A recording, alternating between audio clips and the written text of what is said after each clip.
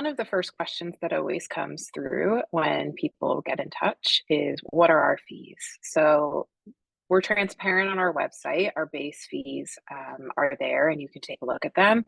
But we also have a longer blog post about why we charge what we charge and what book publicists cost in general. So that's something that you can dig into over at page1m.com if you'd like to take a look.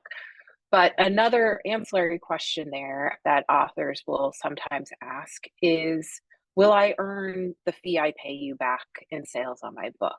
And the question is an important one, but it's not a question that I can easily answer because it depends on so many things that are happening. But what I can tell you is that the investment made in an independent publicist, whether that's us or elsewhere, is not simply in book sales.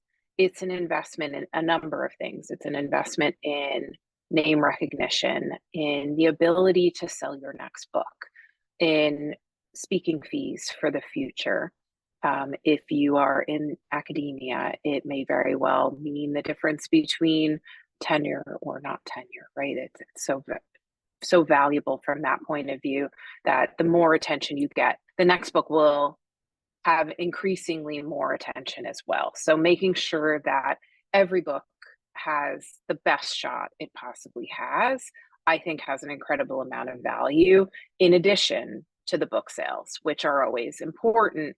And one of our key goals and metrics is always, selling books. But the selling books piece, it doesn't sit solely with us. It's always something that is a team effort across us, the in-house publicity and marketing team, the in-house sales team, internal positioning, where your book sits in the catalog, how it sits against other books, what else is publishing that month.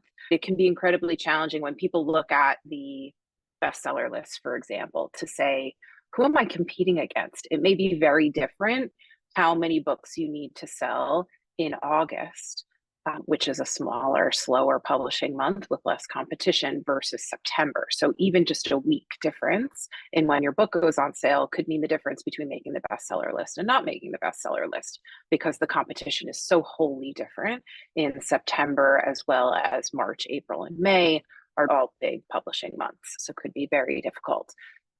So in thinking about that trajectory and how you're gauging what's the investment and what's the value of putting my money on an independent publicist or marketer, I would advise you to think about what are those long-term goals and what value does this add outside of just book sales, because there is certainly that value, but there are a number of other things that your outside publicist is going to add value for you.